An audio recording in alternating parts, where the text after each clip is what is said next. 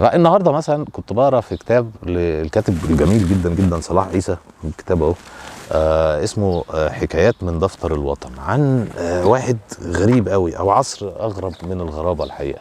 عصر اواخر عصر المماليك 1513 قبل الغزو العثماني بتاع 4-5 سنين ولا حاجه. ففي قصه حب بين واحد كان نائب قاضي قضاة الطريقه الحنفيه اسمه نور الدين المشالي. نور الدين المشالي، تمام يعني. وكان نائب القاضي ده حاجه مهمه في الوقت ده، لانه كان في 4 قضاة، قاضي قضاة واحد لكل طريقه، ده من ايام الظاهر بيبرز وهو عامل النظام ده. وكل واحد من القضاة دول عشان يبقى قاضي كان لازم يدفع طبعا مبلغ محترم جدا للسلطان، كان اسمه المبلغ المعلوم السلطاني، اللي هو يعني معلوم هتدفع كام. وده جت من بعد كده كلمه ايه، معلوم يا ريس وبتاع. فده كان يدفع للسلطان. وعشان اخينا بتاع الحدوته بتاع النهارده المشالي ده يبقى برضه نائب القاضي، اللي هو كان ليه بتاع 100-200 نائب كل قاضي فيهم، كان بيدفع معلوم لقاضي القضاه، وهكذا يعني. كانت الدنيا بزراميط على الاخر. المهم الراجل ده كان ليه واحد صاحبه اسمه غرس الدين خليل، الاثنين صحاب جدا جدا. المشالي كان نائب قضاة الطريقه الحنفيه، وخليل نائب قضاة الطريقه الشافعيه، والدنيا ظريفه وبيتزاوروا حلوين، بيحبوا بعض، مفيش مشاكل. انما كان في وضع إز كده في الموضوع. ليه بقى؟ لانه نور الدين المشالي كانت كل ما تيجي سيره مرات غرس الدين خليل وكده يحصل فيه حاجات. وطلع ظهر شخص اخر في النص اسمه شميس.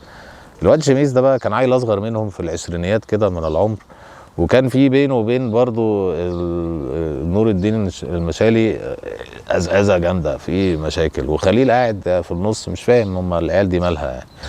وفي يوم من ذات الأيام بعد العيد الراجل خليل خلص وخد الفلوس بقى والهدايا اللي جات له من الجوازات الكتير اللي جوزها، حطها في بيتهم وخرج.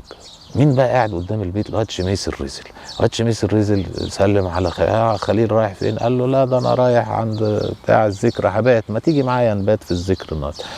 فشميس قال له لا يا معلم مش طالبه النهارده خالص. وفضل ده اتكل على الله راح الذكر، وخليل فضل لابد قدام البيت شويه كده، ولقى البنت اللي بتشتغل جوه عند مرات خليل طالعه في الخباثه كده رايحه في مشوار. فضل ماشي ورا البنت، لقاها رايحه لاخينا نور الدين المشالي. شفت بقى؟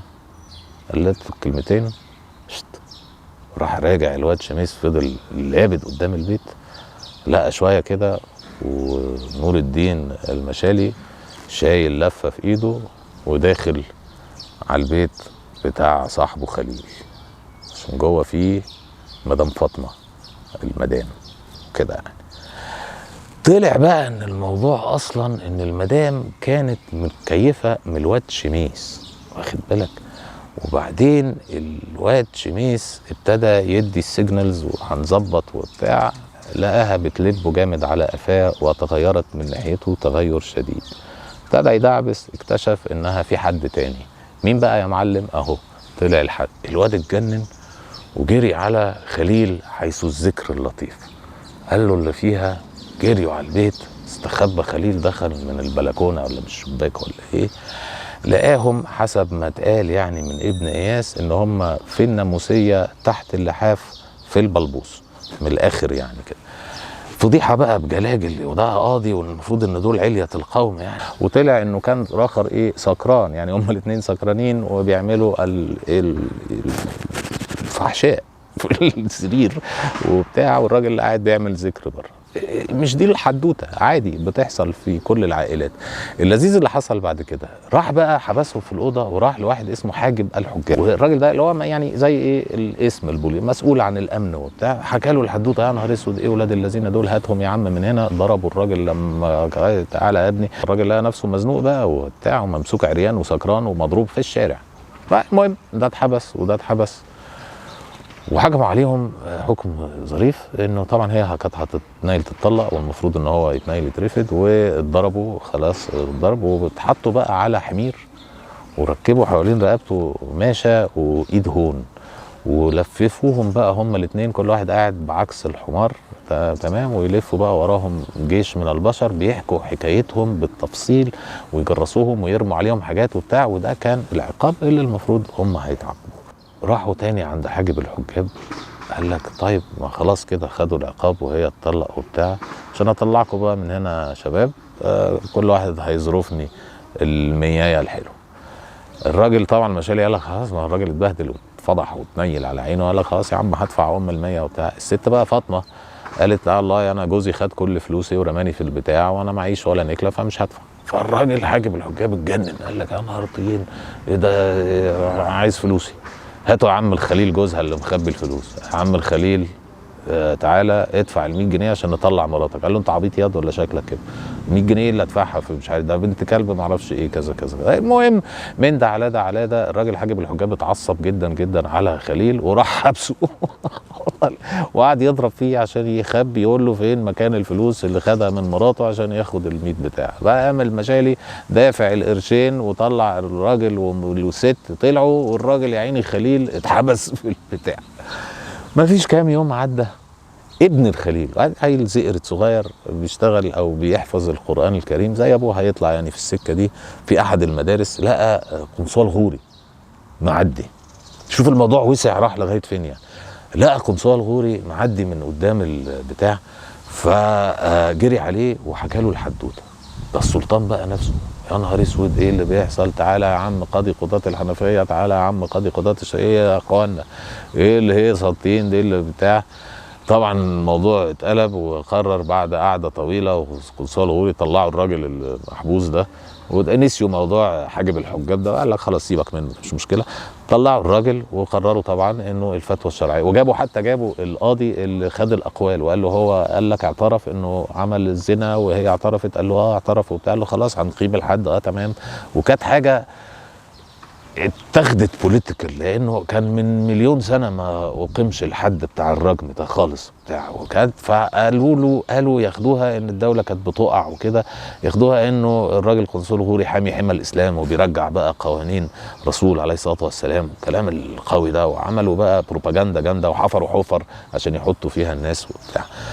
فين يعدي مفيش يومين ولا حاجه، يعدي اليومين وواحد صايع قرم اسمه نور الدين الزنكلوني.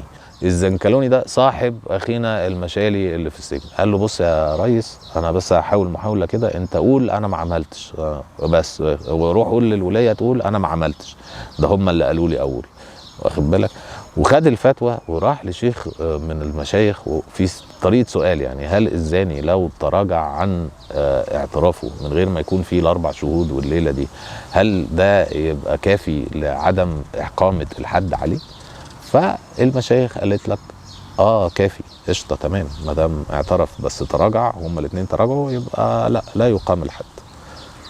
عمل ازمه دستوريه عليا.